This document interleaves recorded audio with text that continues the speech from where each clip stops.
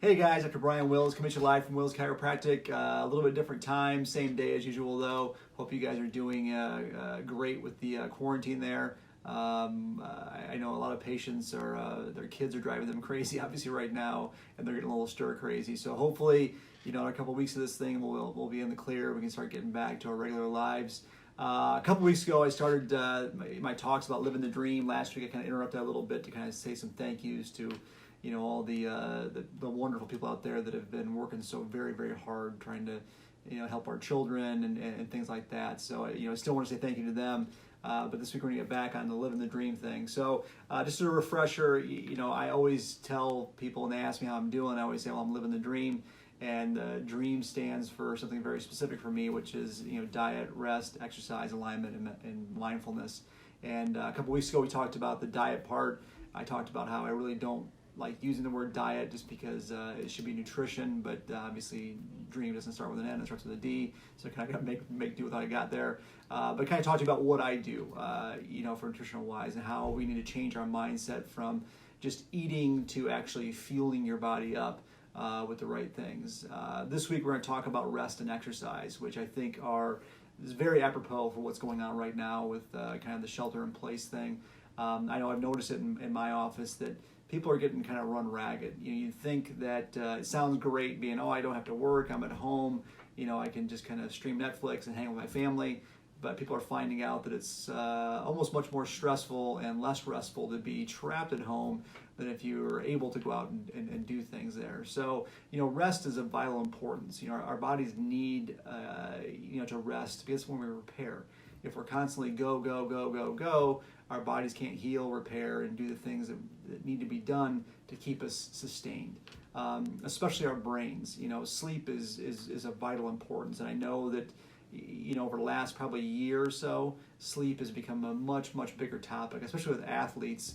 LeBron James and some of those guys, they're taking their own beds, traveling with beds and mattresses and all kinds of things to help them sleep. Just because it really does allow your brain to kind of relax, rewire, heal. That's where a lot of your learning takes place. It's very, very valuable, and we're not getting enough of that right now. I'm getting reports of patients that are staying up later than usual. They're hammering the Red Bull and everything else because they just got to see the last few episodes of whatever TV show they're binging on Netflix that night. And a lack of sleep, a lack of rest is directly tied to obesity. And people always ask me, why would that be? I'm like, well, because if you're up late at night and you're bored, what are you going to do? You're going to reach for the ice cream, you're going to reach for the potato chips or those types of things. And that's why obesity is so tightly linked with lack of rest. So how much rest should you be getting? The science is kind of muddled on that whole thing. I mean, anywhere from 6 to 8 hours of sleep if you're an adult. If you're a teenager, you need more like 10 hours of sleep. If you're a toddler, little kid, you need 10 to 12 hours of sleep. And that's one thing I think we're hopefully not going to run into a bad habit with our kids right now, is our kids staying up late. I know in our house we're trying to make sure we keep them on the same schedule that they would be, just because it's they need their rest, especially when they're kids. That's when they grow. So make sure we're getting good sleep. Now, how do you do that? There's a lot of different tricks. I always laugh that I can't sleep unless I can see my breath, so I like to have the room pretty cold when I sleep and dark. There actually is science out there saying that the cooler the room, the better the heavier sleep that you get. Also, not having electronics around also helps a ton. The blue screen of your phone kind of decreases melatonin production and doesn't allow you to fall asleep like you should be able to. Watching TV before you go to sleep, kind of the same way. One way that I've found to help me sleep is I usually do a lot of my reading or meditating right before I go to sleep, and it helps me sleep much better. And I read the old-fashioned way. I kind of like the way the books feel, so I usually am reading with a book and not reading on my Kindle or phones or those types of things. So, rest is of utmost importance. The reason I wanted to do rest along with exercise is because, exercise is greatly important as well, but we need to talk about rest with that also. So, for sleep-wise with me, for rest for me, I try to get at least 6 hours of sleep at night. I'm a pretty busy dude, but 6-7 hours is usually kind of my sweet spot. If I get that, my body's refreshed. I'm ready to rock and roll. My brain is sharp and ready to do the things I need to do for my day. My wife she needs to sleep a little bit longer. She's more kind of the 8-9 hour person that needs to sleep. So you need to find your sweet spot, whatever it is, and make sure you're carving out enough time to be able to do that. Naps have been a big deal as well. I have a 60-year-old and 8-year-old, so I haven't had a nap in 8 years. I'm sure most parents out there can attest to that. But it has been scientifically shown that naps also do help quite a bit with just recharging your body and kind of helping keeping your mind sharp. There's debate on how long that nap can be. Whether it's 20 minutes, 40 minutes, somewhere in there is usually kind of the sweet spot. You start sleeping longer than that, your body kind of goes into night mode. It's very difficult to get going there again. So for me, I'm not taking naps, but I'm usually trying to get 6-7 hours of good sleep every single night, make sure that I'm rested and for the next day. As far as exercise is concerned, exercise is extraordinarily important. As I've said numerous times on videos with you guys, that the number one greatest antidepressant in the world is exercise, and it's free. Exercise does so many good things for your body. It burns off a lot of your stress, burns up a lot of the stress hormones that our bodies produce. In conjunction with that, our bodies need to move. Our bodies are built on movement. If you stop moving, your body ceases to work the way that it's supposed to. So exercise is of utmost importance. And especially now when we're trapped in our houses, people really can't go to the gym. They can't go do things that they normally would do to exercise. And the weather outside, unfortunately, right now is not the greatest. Hopefully the tide will turn here a little bit so we can start getting outside and doing more things out there. But we need to be moving. I lift weights. I've done that, pretty much my entire life. I was a college athlete, so I've kind of gotten ingrained in that in me. But I also do a lot of cardio as well. How much should you exercise every day? Ideally, 1 hour every day should be exercise. I know that's a lot for some people, but if you get pretty diligent about doing it and create that habit, that hour doesn't seem like it's so much. We watch a lot of TV, we spend a lot of time on Facebook. If we get off those things and start getting off our butt and moving a little bit, that'd be great. I know that we're posting stuff every week on exercises. I've seen tons of stuff posted for this quarantine thing, to do things at home, body weight exercises, stuff like that. So it's important that we're moving around. Cardiovascular exercise is important, but so is weight training. I tell a lot of my female patients in here that have osteoporosis, the number one fix of that is resistance training. You start lifting weights, start using bands.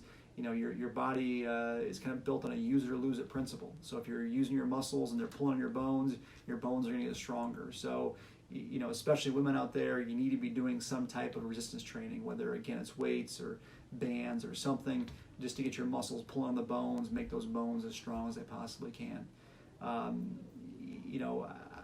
Again, I lift weights a lot, but I kind of, now that I'm 43, kind of put the ego aside a little bit here, and have stopped lifting the real heavy weights and done more functional lifting at this point in time. Just because you can bench press 350 pounds or 400 pounds doesn't do you any good if you can't, pick up a box without throwing your back out or hurting your shoulder, your neck, or things like that. So, be smart about when you're lifting weights. Be smart about when you're exercising. Do what you can do. Don't try to do too much. Kind of build into it. I know for a guy like me, I'm type A. It's very difficult for me to go, not to go from 0 to hero. I like pushing myself, but I still need to make sure that I'm doing it within the confines of what my body will let me do. Don't forget core workout as well. Working your abdominals. We just did a video on that on Monday.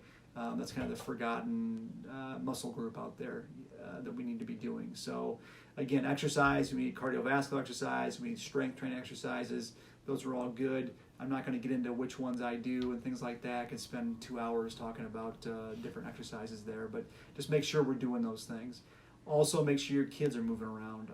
Last night with the Health Army, I kind of talked about kids are getting a little bit forgotten here, that they're stressed out as well. So getting them out moving, working out with them a little bit, doing some body weight stuff with them would be fantastic also. So the other thing with exercise that I want to touch on just a little bit is also rest. I have a lot of patients that are, marathoners, they're kind of extreme athletes, whatever they're doing there.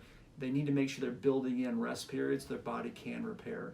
It does you no good athletically or performance-wise to keep pushing and pushing and pushing and pushing and pushing if you're not getting the proper rest that your body can kind of repair and grow and do what it's supposed to do for all that exercise there. So you need to be kind of staggering your days a little bit. If you're going to do a hard day of lifting weights one day, probably not the best idea to lift weights the next day. Probably do more cardio that day, then maybe pick up the weights the next day, things like that. So I'm sure you have tons of questions for it, about exercise. If you do, just leave them in the comments below, and I'll answer kind of what I do and what I think you guys should be doing out there as well. As far as my training regimen is concerned, I work out about an hour a day. Unfortunately, because of my schedule, I usually have to get up at 4 a.m. to do that, just because of kind of our long hours here and having the kids and things like that. But I usually do an hour. I do about a half hour of weight training and about a half hour cardio, and I work out 6 to 7 days a week. Again, they aren't all heavy days. I'm going to stagger in some kind of light recovery workout days as well in there, but I'm moving every day of the week, trying to keep my body healthy and things like that. So rest and exercise, to the R and the E of living the dream. Hopefully you guys are out there doing some form of that now, but if not, now would be a good time during that quarantine to get on an exercise kick and build that routine in there. So again, hope you guys are doing well. Hope you guys are holding up all right. I'll just give my public service announcement here. Again, this is social distancing. It's not social isolation. So please reach out to people, FaceTime people, text people, call people. Let's stay in contact. We have to live our lives, when this thing's over with. And, there are a lot of people out there that are struggling right now just with depression, just being locked in their homes. So all you introverts out there that are loving this, make sure you call your extroverted friends and make sure they're okay, because they're probably struggling a little bit right now. So until next time, keep living the dream, and we'll talk to you next week.